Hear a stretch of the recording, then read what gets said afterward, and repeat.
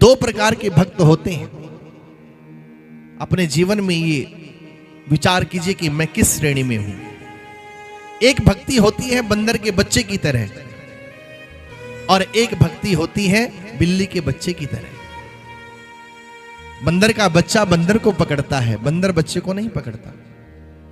ये द्रौपदी वाला स्वभाव है हल्का सा। जब द्रौपदी को स्वयं पर भरोसा, वो पुकार तो रहा है, पुकार तो रही है, पर समर्पण नहीं है उसका। तो बच्चा बंदर को पकड़ता है, बंदर बच्चे को नहीं पकड़ता। और कई बार जब बंदर एक दीवार से दूसरी दीवार पर छलांग लगाता है तो बच्चे की पकड़ छूट जाती है और बच्चा आसमान से नीचे गिर के मर जाता है। जो पुकारते हैं, समर्पण नहीं करते, कई बार उन भक्तों की ये दशा हो जाती है। और दूसरा भक्त है, दूसरी भक्ति है बिल्ली के बच्चे की तरह। जब बिल्ली अपने बच्चे को एक जगह से दूसरी जगह लेकर के जाती है तो बच्चा क्या करता है? वो पेट के बल लेट जाता है। इसी को हमारे सनातन में दंडवत प्रणाम कहते हैं।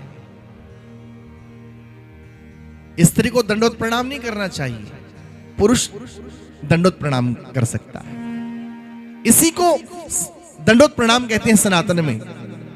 जब वो बच्चा देखता है मेरी मां मुझे एक जगह से दूसरी जगह ले जाना चाहती है तो वो पेट के बल लेट जाता है, दोनों हाथ आगे के, दोनों पैर पीछे के खोल देता है। और बिल्ली उसे बीच से उठाती है। जिन दांतों से चूहा पकड़ती है उन्हीं दांतों से अपने बच्चे को पकड़ती है।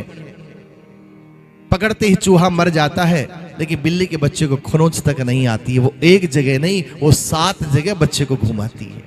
क्योंकि अब जिम्मेदारी उस बच्चे की नहीं है, अब जिम्मेदारी उसकी मां की है। तो भक्त पुकार के साथ साथ में जब अपना समर्पण कर देता है तब भगवान की जिम्मेदारी हो जाती है कि अब इस भक्त को मुझे संभालना है। शरणागति में और भक्ति में जरा सूक्ष्म सा अंतर है। भक्ति में और शरणागति में सूक्ष्म अंतर यही है कि भक्ति में भक्त को अंतिम समय में अपनी वृत्ति को संभालना पड़ता है कि मेरी वृत्ति कहां जुड़ी है। कहीं मेरी वृत्ति किसी सांसारिक वस्तु में या व्यक्ति में तो नहीं अटक गई। भक्त को बार बार यह संभालना होता है। लेकिन शरणागति में भक्त को अपनी वृत्ति नहीं संभालनी होती। शरणागति में स्वयं भगवान उसकी वृत्ति संभालते हैं।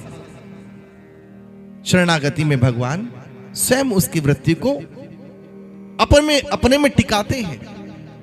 इतना ही भक्ति में और शरणागति में अंतर है।